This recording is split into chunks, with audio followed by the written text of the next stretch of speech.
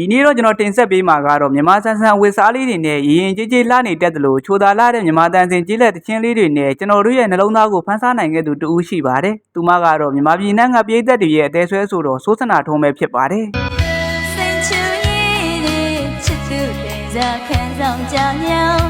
စိတ်ကူးလေးနဲ့လက်လူမျိုးမေးများလေးသကောင်စိုးစနာထုံးလို့ပြောလိုက်တာနဲ့ကြေးလက်ရနံ့သိန်းတဲ့မြန်မာတန်စင်တချင်းအေးအေးလေးတွေကိုပြင်းပြင်းမိကြမှာပါ။သူမဟာအမှုပညာမျိုးရိုးကဆင်းသက်လာသူပြီးမြမဂီတရဲ့အနှစ်သာရကိုပြပြပြင်းပြင်းဖော်ဆောင်နိုင်သူတူဦးလည်းဖြစ်ပါတယ်။သူမရဲ့တချင်းတွေဟာနယ်ပြည်သက်တွေကြားမှာတွေမကပဲမျိုးပြားကမြန်မာတန်စင်ကိုချစ်မြတ်နိုးသူတွေကြားမှာပါအထူးပင်ရေးပန်းစားပါတယ်။စင်ပေါ်မှာဖြောပြတဲ့အခါမှာလည်းအိမ်တွေရရနဲ့ရင်ကျေးသိမ်မွေးတဲ့သူမရဲ့ဟန်ပန်ကပြည်သက်တွေကိုအမြဲတမ်းအေးချမ်းစေခဲ့တာပါ။စိုးစနာထွန်းရဲ့အမတ်တရတချင်းကောင်းတွေဖြစ်တဲ့တသိမ့်သိမ့်သူမြုံဝန်းလက်ပြပြချမ်းမြေပါစေပူးငုံချစ်ပန်းနဲ့အခြားသောကြေးလက်လှပတွေကိုဖော်ကျူးထားတဲ့တချင်းများစွာဟာသူမရဲ့အောင်မြင်မှုမှတ်တိုင်တွေလည်းဖြစ်ပါတယ်။အချိန်တွေဘယ်လောက်ပဲပြောင်းလဲသွားပါစေစိုးစနာထွန်းရဲ့ချိုမြိန်တဲ့အတန်လေးကတော့ကျွန်တော်တို့ရဲ့မြမဂီတလောကမှာအမြဲတမ်းတောက်ပနေအောင်ပါပြည်သက်ကြီးကရောစိုးစနာထွန်းရဲ့တချင်းတွေကဘယ်တချင်းကိုအနှစ်သက်ဆုံးလဲသူမရဲ့တချင်းတွေနဲ့ပတ်သက်ပြီးဘလို့အမတ်တရတွေရှိခဲ့လဲဆိုတာ comment မှာမျှဝေသွားခဲ့ပါဦးခင်ဗျာဟုတ်ကဲ့ပါခင်ဗျာကျွန်တော်ရဲ့ဒီနေ့တင်ဆက်မှုလေးကိုကြိုက်နေတတ်တယ်ဆိုရင် like and follow လေးလုပ်ပေးသွားပါအောင်တောင်းဆိုလိုက်ပါတယ်ခင်ဗျာနောက်နေ့အစီအစဉ်တွေမှာလည်းကျွန်တော်တို့ပြန်လည်ဆုံတွေ့ကြရအောင်เนาะအားလုံးကိုကျေးဇူးထူးတင်ရှိပါတယ်ခင်ဗျာ